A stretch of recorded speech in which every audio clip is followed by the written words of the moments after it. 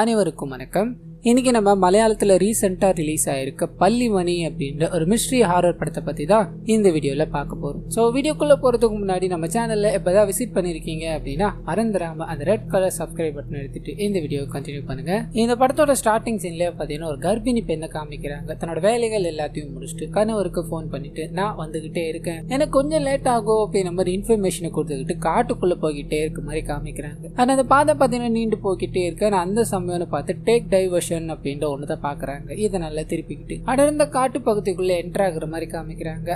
இவங்க போய்கிட்டே இருக்கும்போது இவங்களோட கார் முன்னாடி பாத்தீங்கன்னா ஏதோ ஒரு உருவம் வந்து விழுற மாதிரியும் அதை பார்த்து இவங்க பயப்படுற மாதிரியும் காமிக்கிறாங்க. சுத்தி முத்தி பார்த்து பயத்துல நின்றுகிட்டே இருக்கும்போது இவங்களுக்கு பின்னாடி ஏதோ ஒரு உருவம் நடந்து வர மாதிரி காமிக்கிறாங்க. இந்த சீன் இதோட கட் ஆகுது. அடுத்த நாள் காலையில இந்த லேடி இருக்காங்க இல்லையா, காருக்குள்ள போனாங்களே, அந்த லேடி கழுத்து இருக்கப்பட்ட நிலையில ஒரு ஓரமா இறந்து கிடக்குறாங்க அப்படின்ற தகவல் அங்க இருக்க எல்லாருக்கும் தெரிய வருது. போலீஸ்காரங்களும் இன்வெஸ்டிகேஷன் பண்றாங்க. கர்ப்பமா இருக்க பெண்கள் ஒரு குறிப்பிட்ட இடத்துல இறந்துகிட்டே இருக்காங்க. இதுக்கான காரணம் என்ன, யார் இதை பண்றா அப்படின்னு கூடிய சீக்கிரத்துல பிடிப்போம் அப்படின்ற மாதிரி நியூஸ்காரங்களுக்கு போலீஸ்காரங்க பேட்டி கொடுக்க இந்த சீன் இதோட கட் ஆகுது. கட் பண்ணி இந்த படத்தோட ஹீரோவை காமிக்கிறாங்க. வேலைகள் எல்லாமே முடிச்சு தன்னோட சொந்த ஊருக்கு போகலாம், ஆனா அதுக்கு முன்னாடி ஒரு ட்ரிப் மாதிரி ஒன்று அரேஞ்ச் பண்ணலாம் அப்படின்ற மாதிரி இவரோட நண்பர் ஒருத்தர் இருப்பாரு. அவர்கிட்ட பேசிட்டு அங்க இருந்து கிளம்பணும் அப்படின்ற மாதிரி ட்ரை பண்றாரு. அப்பதான் ஹீரோவோட ஃபேமிலியில காமிக்கிறாங்க. இவரோட மனைவி பாத்தீங்கன்னா பிரெக்னெண்டா இருப்பாங்க. இவங்களுக்கு 2 குழந்தை ஏற்கனவே இருக்கும். ஸோ 3வது குழந்தைக்காக வெயிட்டிங் அப்படின்ற மாதிரி இருக்கும். எல்லாம் கார்ல கிளம்புனாங்க இல்லையா. இவங்களோட ஃபேமிலி எப்படிலாம் சந்தோஷமா இருந்தது அப்படின்றத காமிக்கிறாங்க. கணவன் மனைவி 2 பேருமே ஒருத்தருக்கு ஒருத்தர் புரிஞ்சுக்கிட்டு மனம் விட்டு வாழ்றாங்க அப்படின்ற மாதிரி இருக்கும். இவங்களோட குழந்தைகளும் இதே மாதிரி தான் ரொம்ப சந்தோஷமா இருப்பாங்க. ஸோ இவங்களோட ஃபேமிலி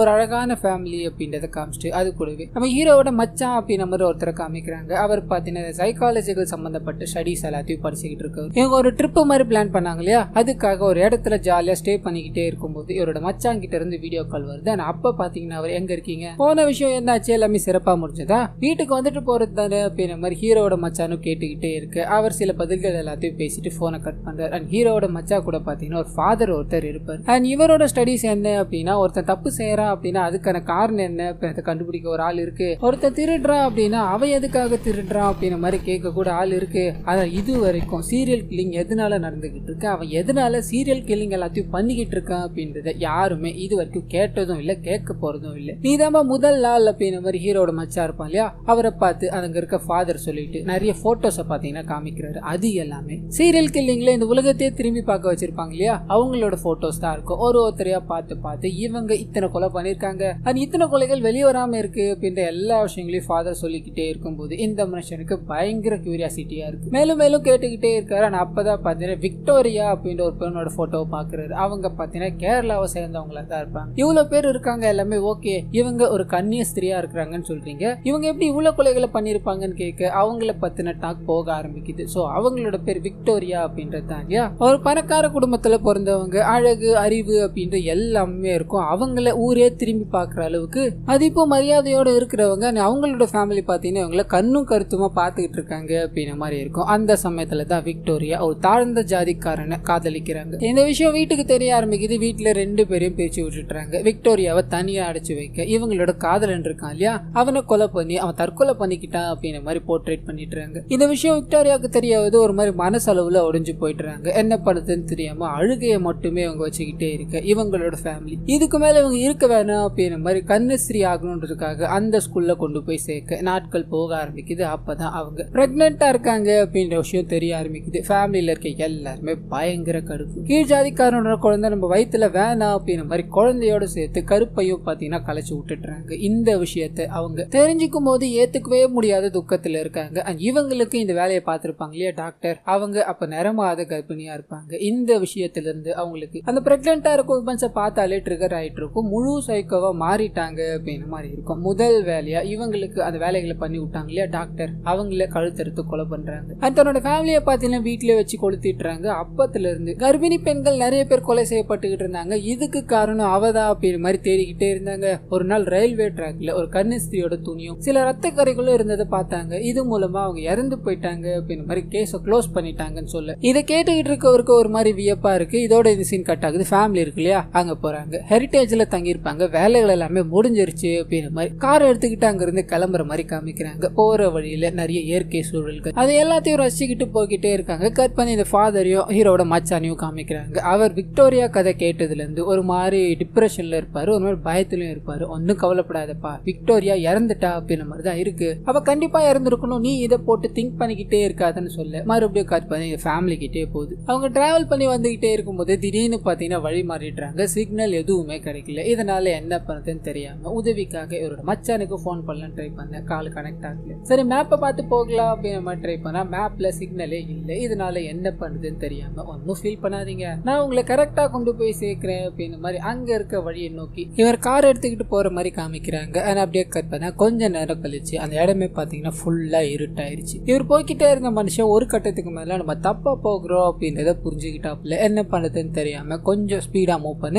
டயரு பஞ்சர் ஆயிடுது. ஒன்னும் புரியாம என்ன ஆயிடுச்சு அப்படின்ற மாதிரி வீலை வந்து செக் பண்ணி பார்க்கும்போது அந்த பஞ்சர் ஆக்க பயன்படுத்துவாங்க இல்லையா, அது யாரோ வேணும்னே போட்ட மாதிரி இவருக்கு ஃபீல் ஆகுது. சுத்தி முத்தி பாக்குறாரு, யாரும் இல்லை. ஆனா அதே சமயத்துல காருக்குள்ள இருக்கிறவங்களும் பயந்துகிட்டே இருக்காங்க. என்ன இந்த இடம் ஒரு மாதிரி இருக்கு அப்படின்னு மாதிரி ஃபீல் பண்ணிக்கிட்டே இருக்காங்க. இந்த மனுஷன் இங்க இருக்கிறது ஒரு மாதிரி இருக்கு, தன்னோட மச்சான உதவி கூப்பிடுவோம் அப்படின்ற மாதிரி போனை ட்ரை பண்ணிக்கிட்டே இருக்கு. போன் பாத்தீங்கன்னா ரிங் ஆகிக்கிட்டே இருக்கு, எடுக்கிற மாதிரியே தெரியல. இதனால என்ன பண்ணுதுன்னு தெரியாம அங்க ஏதாவது உதவி கிடைக்குமா அப்படின்ற மாதிரி சுத்தி முத்தி பாத்துக்கிட்டே இருக்க. காருக்குள்ள இருக்காங்க இல்லையா இவங்களோட பையன், அவன் எப்பயுமே பாத்தீங்கன்னா ஸ்கேட்டிங் போர்டை வச்சுக்கிட்டே இருப்பான். காரு நின்றுச்சு, தனியா வேற இருக்கு இல்லையா, ஸ்கேட்டிங் போர்டை எடுத்து குடுகுடுன்னு ஓட ஆரம்பிக்கிறான். இதை பார்த்து அம்மாவும் குழந்தையும் அவங்க அவனை பிடிக்கணும் அப்படின்ற மாதிரி ஓட காருக்குள்ள யாருமே இல்லை. இது தெரியாம சுத்தி முத்தி பாக்குறாரு. காருக்குள்ளே போயிடலாம் அப்படின்ற மாதிரி ரிட்டர்ன் போக யாருமே இல்லை. எங்க போனாங்க அப்படின்ற மாதிரி கத்திக்கிட்டே போக அவங்க எல்லாருமே பாத்தீங்கன்னா பக்கத்துல ஒரு பெரிய சர்ச் மாதிரி இருக்கும், பாழடைஞ்ச சர்ச், அதுக்குள்ள போயிட்டாங்க அப்படின்ற தகவல். இதனால இவர் பின்னாடியே போறாரு. தன்னோட மனைவி பேரையும் குழந்தை பேரையும் சொல்லிக்கிட்டே கத்திக்கிட்டே போய்கிட்டே இருக்க மாதிரி காமிக்கிறாங்க. இன்னொரு பக்கம் ஒருத்தரை பாத்தீங்கன்னா தனித்தனியா தொலைஞ்சு போயிடுறாங்க. தன்னோட அப்பாவை கண்டுபிடிக்கணும் அப்படின்ற மாதிரி குழந்தைங்களும் தன்னோட கணவரை கண்டுபிடிக்கணும் அப்படின்ற மாதிரி இவரோட மனைவியை சுத்தி முத்தி தேடிக்கிட்டே இருக்காங்க. நேரங்கள் செல்ல ஆரம்பிக்குது. யாருமே ஒருத்தருக்கு ஒருத்தர் சந்திச்சுக்கிற மாதிரி தெரியல.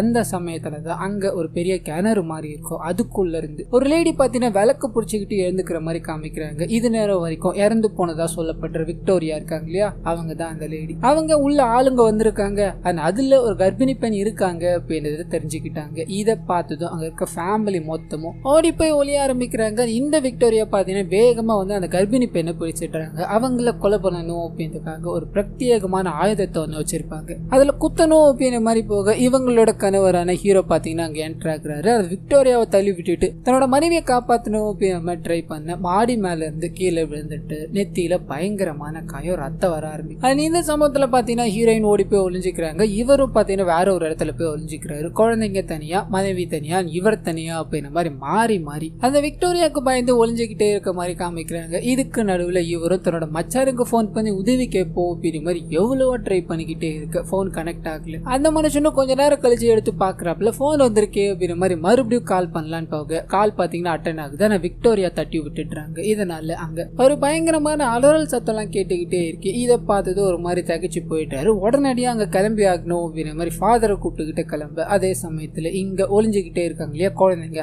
அந்த குழந்தைங்கள்ல ஒரு குழந்தைய பாத்தீங்கன்னா விக்டோரியா பிடிச்சிடுறாங்க. இவங்களோட அம்மாவை பிடிக்கணும் அப்படின்றதுக்காக அந்த குழந்தைய பயங்கரமா கத்த விட்டுக்கிட்டே இருக்கு. இவங்களோட அம்மாவால எழுந்துக்கவே முடியல. இவங்களோட கணவர் பேரை சொல்லி கத்திக்கிட்டே இருக்காங்க. அந்த மனுஷனும் காப்பாற்றணும் அப்படின்ற மாதிரி வேக வேகமா ஓடிக்கிட்டே இருக்கு. அதுக்கு முன்னாடி அவங்களோட அதாவது விக்டோரியாவோட டார்கெட் இந்த குழந்தை இல்ல இல்லையா, குழந்தைகிட்ட ஒரு பொம்மை வந்திருக்கும். அந்த பொம்மை தலையை வெட்டிட்டு குழந்தைய பாத்தீங்கன்னா அழ விட்டு ஓட விட்டுருப்பாங்க. அந்த குழந்தையும் ஓடி வந்து தன்னோட அண்ணா கிட்ட போகுது, காப்பாத்துங்க காப்பாத்துங்க அப்படின்ற மாதிரி சொல்லிக்கிட்டே இருக்கு. இந்த சைடு பிரெக்னென்ட் லேடி இருக்காங்களே அவங்கள காமிக்கிறாங்க. ஒரு இடத்துல உயிரை பிடிச்சிக்கிட்டு உட்காந்துக்கிட்டே இருக்கும்போது அந்த விக்டோரியா பாத்தீங்கன்னா இவங்கள கண்டுபிடிச்சிடுறாங்க. அது ஆயுதத்தால குத்தணும்னு போக இவங்க மண்ணை வீசி முகத்துல தள்ளி விட்டுட்டு அங்க இருந்து ஓடி போய் வேற ஒரு இடத்துல ஒளிஞ்சுக்கிறாங்க. அது அப்படியே ஒளிஞ்சுக்கிட்டே இருக்கும்போது இவங்களோட கணவரை பாத்தீங்கன்னா சந்திக்கிறாங்க. இங்க இருந்து நம்ம எப்படியாவது தப்பிச்சாக்கணும், நம்ம குழந்தைங்களை காப்பாத்தி ஆகணும் அப்படின்ற மாதிரி ஃபீல் பண்ணி பேசிக்கிட்டே இருக்கு. இவங்களுக்கு என்ன பண்றதுன்னு புரியல. ஏதாவது எடுத்தாகணும், இவங்களை காப்பாத்தி ஆகணும் அப்படின்ற மாதிரி இவங்களோட கணவர் பாத்தீங்கன்னா மாடி மேல ஒரு ரூம் இருக்கும். அங்க கொண்டு போய் தன்னோட மனைவியை சேஃபா வைக்கலான்னு போக இவரோட 2 குழந்தையும் பாத்தீங்கன்னா அங்கதான் உட்காந்துக்கிட்டு இருப்பாங்க. அப்பாவை பார்த்தது ஓடி வந்து கட்டி பிடிக்க இந்த விஷயத்த விக்டோரியா பாத்துட்டுறாங்க. அதை அந்த கதவை உடைச்சிக்கிட்டு உள்ள இருக்கிறவங்களை ஏதாவது பண்ணி ஆகணும் அப்படின்ற மாதிரி என்னென்னமோ பண்ணிக்கிட்டே இருக்காங்க. கதவை வேகமா தட்டிக்கிட்டே இருக்காங்க. இவங்க இதுதான் சமயம், நம்ம எப்படியாவது தப்பிச்சு போய் ஆகணும் அப்படின்ற மாதிரி மேல இருந்து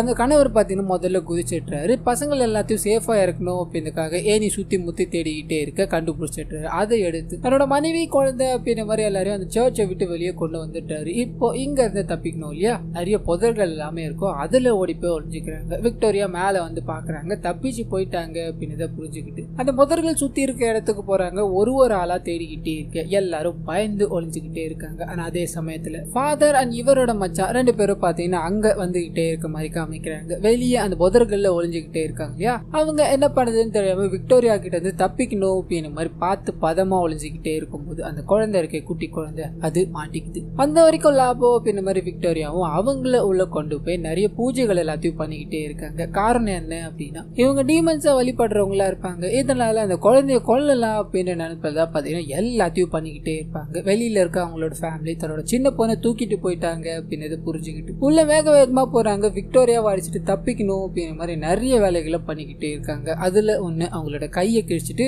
குழந்தைய தூக்கிட்டு போறது அப்படின்ற மாதிரி இருக்கும். ஆனா அதே சமயத்துல ஃபாதரும் ஹீரோட மச்சாரும் பாத்தீங்கன்னா அந்த இடத்துக்கு வந்துட்டாங்க. சுத்தி முத்தி பார்க்க யாருமே இல்லை. இதனால ஃபாதர் நான் முதல்ல போறேன், நீ பின்னாடி வா அப்படின்ற மாதிரி ஒரு சீக்ரெட் பிளேஸ் மாதிரி இருக்கும். அங்க ஃபாதர் போகிற மாதிரி காமிக்கிறாங்க. வெளியில யாராவது இருக்காங்களா எட்டி பார்க்க அந்த விக்டோரியா இருக்காங்க இல்லையா, ஃபாதரோட கழுத்தை துண்டா அறுத்துட்டுறாங்க. இறந்து போய் பொத்துன்னு விழுந்துடுறாரு. இதை பார்த்த ஹீரோட மச்சாரும் அங்க இருந்து ஓடி போவாங்க. அப்படியே கட் பண்ணா ஹீரோட ஃபேமிலி மறுபடியும் பாத்தீங்கன்னா விக்டோரியா கிட்ட மாட்டிக்கிச்சு. இந்த வாட்டி அவங்க ரொம்ப அக்ரெஷனா எல்லாரையும் கொலை பண்ணணும் அப்படின்ற மாதிரி ட்ரை பண்ணிக்கிட்டே இருக்க ஃபேமிலி மொத்தமும் சேர்ந்து அவங்கள ஒரு மாதிரி புஷ் பண்ணி விட்டுட்டுறாங்க. ஒரு பெரிய ஆணி மாதிரி இருக்கும், அதுல குத்தி அவங்க விழுந்துட்டுறாங்க. ரத்த வெள்ளத்துல துடிச்சுக்கிட்டே இருக்காங்க. ஃபேமிலி மொத்தமும் எந்த பிரச்சனையும் ஆகாம வெளியே வர இவங்களோட மச்சா போலீஸ்க்கு போன் பண்ணிருப்பாரு. எல்லாரும் அங்க வந்துட்டுறாங்க. அண்ட் விக்டோரியா இறந்து போயிட்டா, அவளோட டெட் பாடி டேக் ஓவர் பண்ணணும் அப்படின்னுக்காக போலீஸ்காரங்க உள்ள போங்க. அங்க ஒரு பயங்கரமான ஷாக். அங்க ரத்தம் மட்டும்தான் இருக்கு, விக்டோரியாவை காணோம். இதனால இந்த நடந்துகிட்டு இருக்க எல்லா கொலைகளுக்குமே அந்த சீரியல் கில்லரான விக்டோரியா தான் காரணம். அவங்களோட பாடி இன்னும் கிடைக்கல, கூடிய சீக்கிரத்துல கண்டுபிடிச்சிருவோம் அப்படின்ற மாதிரி அந்த வேலைகள்ல இறங்க ஆரம்பிக்கிறாங்க. இந்த ஃபேமிலியை பார்த்தீங்கன்னா ஹாஸ்பிட்டல் கொண்டு போய் முதலுதவி எல்லாத்தையும் கொடுக்குறாங்க. இந்த சீன் இதோட கட் ஆகுது. ஸோ இது நேரம் வரைக்கும் பார்த்தோம் இல்லையா, இந்த சீன் எல்லாமே ஒரு படம் அப்படின்ற மாதிரி நமக்கு காமிக்கிறாங்க. இந்த படத்தை பார்த்துட்டு ஒரு பிரெக்னென்ட் லேடியும் அவங்களோட கணவரும் பார்த்தீங்கன்னா வெளியே வராங்க. பிரெக்னென்ட் லேடி பார்த்தீங்கன்னா ஒரு மூவி ஃப்ரீக்கா இருப்பாங்க. எல்லா மூவியை பத்தி பேசிக்கிட்டே இருப்பேன், இந்த படம் நல்லா இருந்துச்சு, அதை பத்தி நீ பேசவே மாட்டேன்னு சொல்ல எனக்கு எப்படி பேச தோணும், நானும் பிரெக்னென்ட்டா இருக்கேன் இல்லையா, அது கதை நமக்கு கனெக்ட் ஆகுற மாதிரியே இருக்கு. விக்டோரியாவை நினைச்சா எனக்கு ஒரு மாதிரி தான் இருக்குன்னு சொல்ல கணவர் அது உண்மை கதையை பேஸ் பண்ணி எடுத்ததா இருந்தாலும் விக்டோரியா இன்னும் உயிரோட இருப்பார் நம்புறியா, அதுக்கெல்லாம் வாய்ப்பே இல்லை அப்படின்ற மாதிரி சொல்லி கூட்டு போய்கிட்டே இருக்க இவங்களோட பின்னாடி கத்திய வச்சுக்கிட்டு விக்டோரியாவோட உருவம் நின்றுகிட்டே இருக்க மாதிரி காமிக்கிறாங்க. ஸோ இவங்க தொடர் கொலைகளை நிறுத்தலை அப்படின்ற மாதிரி காமிச்சு இந்த படத்தை இதோட முடிக்கிறாங்க. ஸோ கண்டிப்பா இந்த படமும் என்னோட வாய்ஸ் ஓவர் உங்களுக்கு பிடிச்சிருக்கோம் அப்படின்ற மாதிரி நம்புறேன். இந்த வீடியோல ஏதாவது நிறைய குறிகள் இருந்தது அப்படின்னா அதை மறந்துடாம கமெண்ட்ஸ்ல பதிவிடுங்க.